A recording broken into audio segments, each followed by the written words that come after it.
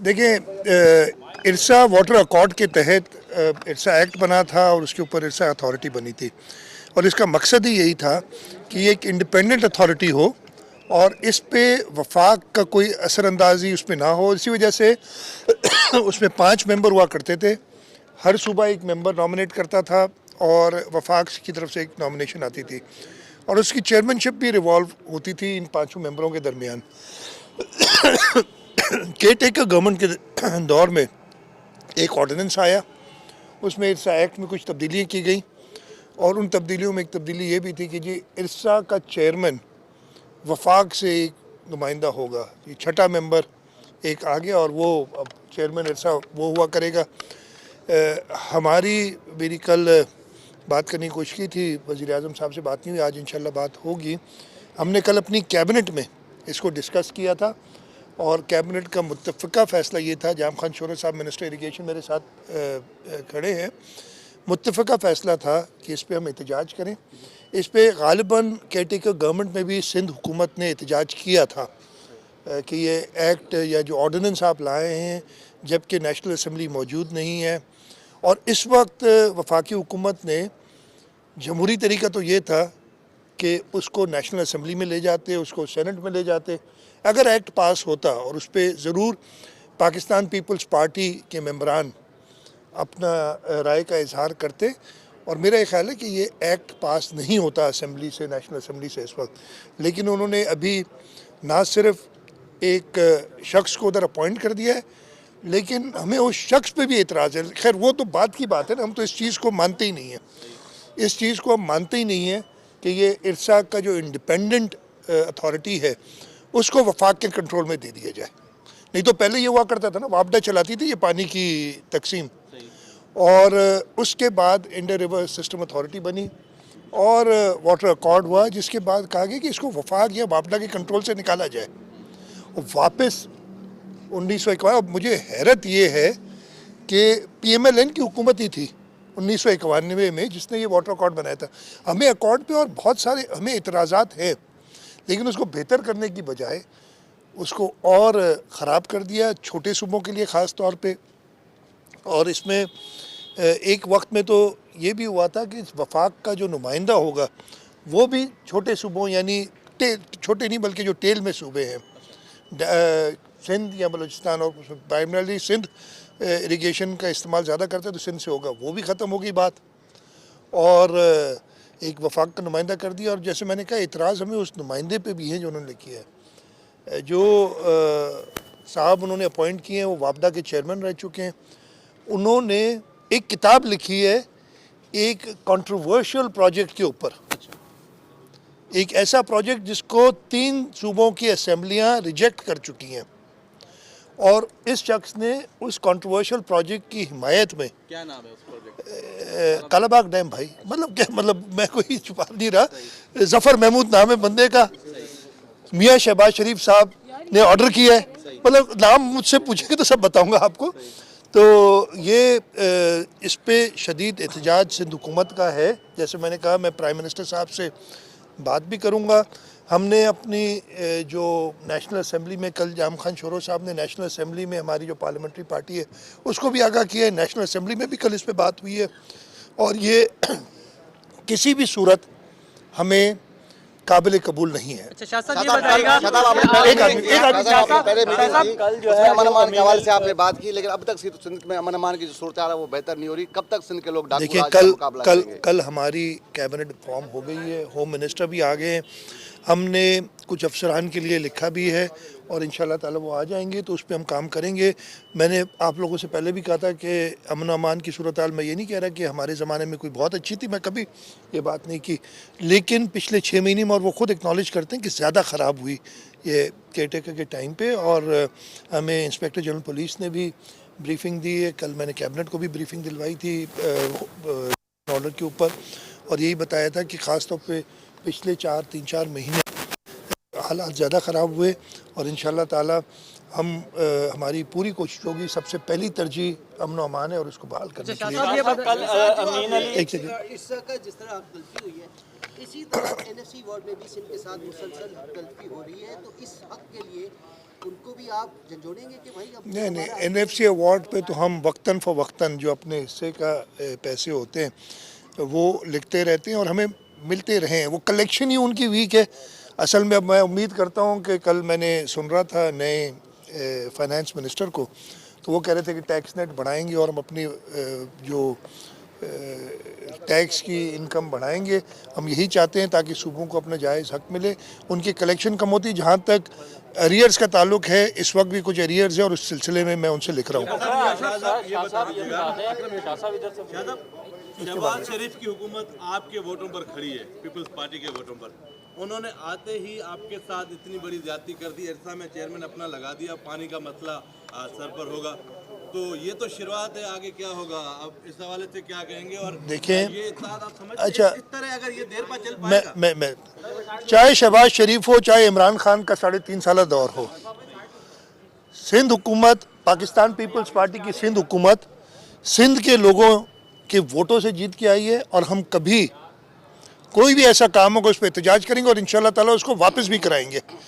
इमरान खान को भी हमने हर तरीके से, उसने बड़े ये थे, तो इस तरीके से कोई भी हुकूमत होगी इसमें इत्तेहाद अपनी जगह पे है, सपोर्ट, इत्तेहाद नहीं है सपोर्ट है पाकिस्तान पीपल्स पार्टी की, पाकिस्तान मुस्लिम लीग नून को, वो बिल्कुल उनके साथ रहेगा। लेकिन अगर उन्होंने सिंध के लोगों के हक पे किसी भी तरीके से कोई सिंध के लोगों को नुकसान होने वाली बात हुई तो उस पर हमारा मौक़िफ़ बड़ा क्लियर होगा और हम रिटेस्ट करेंगे। एक इधर से ले लो, फिर इधर से लेता हूँ।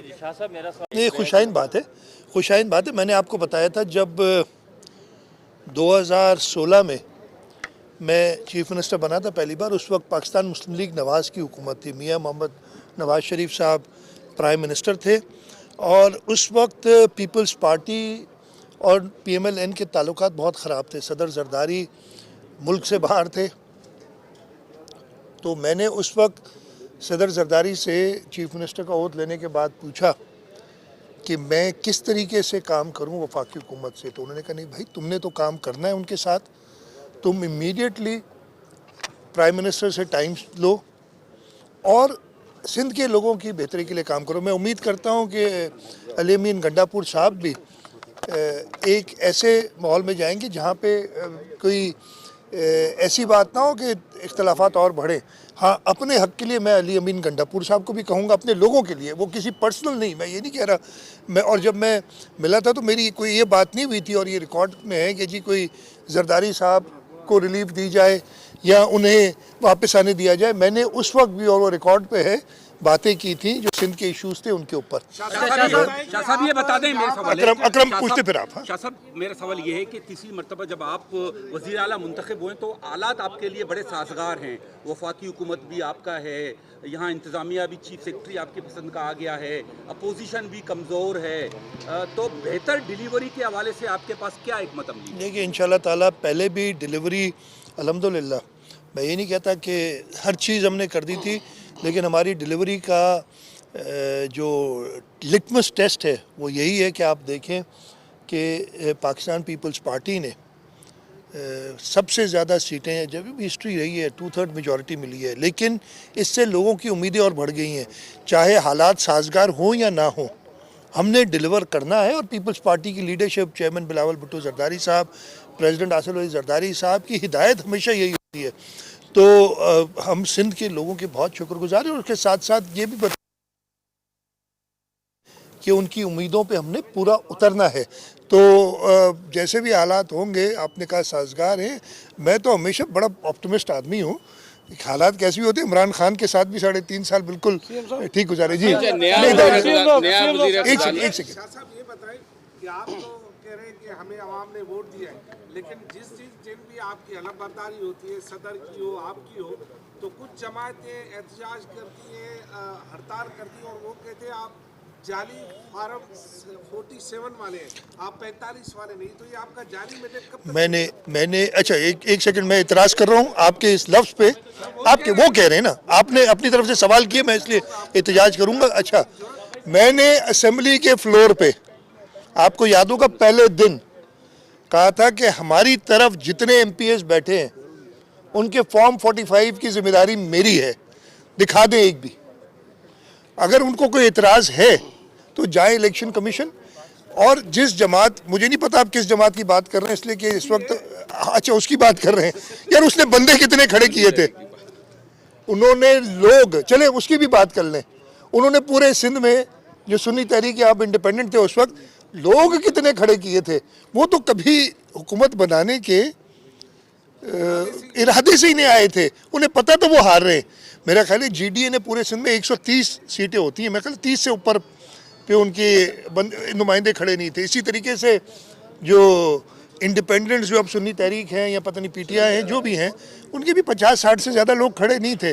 तो वो तो कभी हुकूमत बनाने के मूड में ही नहीं थे, वो तो हारने के लिए खड़े हुए थे इलेक्शन, इसलिए कि उन्हें पता, कोई भी इलेक्शन हारने के लिए नहीं खड़ा होता, लेकिन उन्हें पता था कि वो हारेंगे, उन्हें बड़ी अच्छी तरीके से पता था। मैं अपनी कॉन्स्टिट्यूंसी की बात बता रहा हूँ, मेरे पास 169 पोलिंग स्टेशन थे। अच्छा मेरे पास GDA का हाँ नहीं था, वो फिर इत्तेहाद हो गया था, पता नहीं क्या, उनको खुद नहीं पता था, वो निशान एक बताते थे, लोग खुद परेशान थे।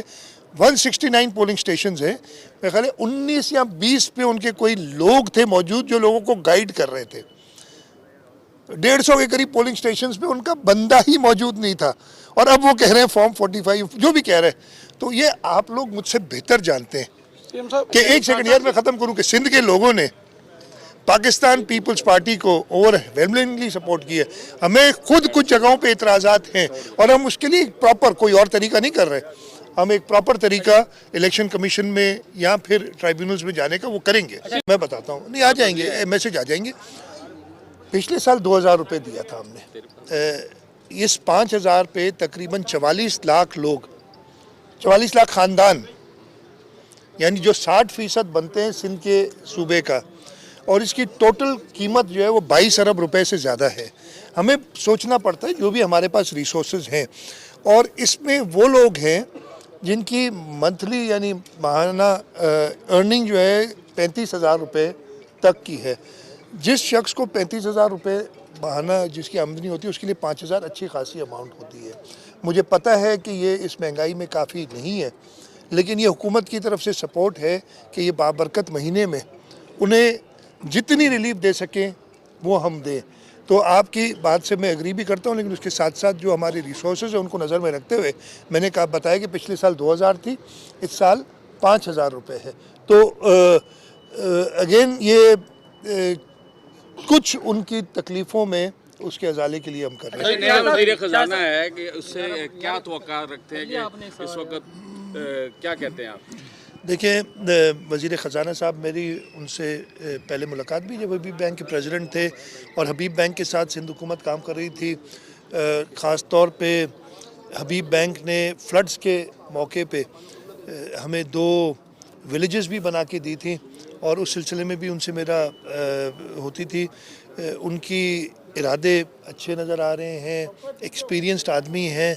मैं उम्मीद करूँगा कि इस मुल्क को इन मुश्किलात से निकालने के लिए वो मस्बत किरदार अदा करें, और इंशाअल्लाह ताला मेरी उम्मीद यही है कि वो करेंगे। ये भी बता दूं कि उन्होंने खुद, जो मैंने सुना है, खुद पीपल्स पार्टी यानी सिंध हुकूमत की पीपल्स पार्टी की सिंध हुकूमत पीपल्स पार्टी की सिंध हुकूमत के जो इक़दाम हैं उनको कहा है कि हम फॉलो करेंगे। उन्हें पब्लिक प्राइवेट पार्टनरशिप का एक बार नहीं कई बार जिक्र किया है, और ये एक जो हम तो कहते हैं आप लोग नहीं मानते, आप लोग पता नहीं क्यों नहीं मानते हैं, लोग तो सिंध के मानते हैं इसलिए हमें वोट देते हैं।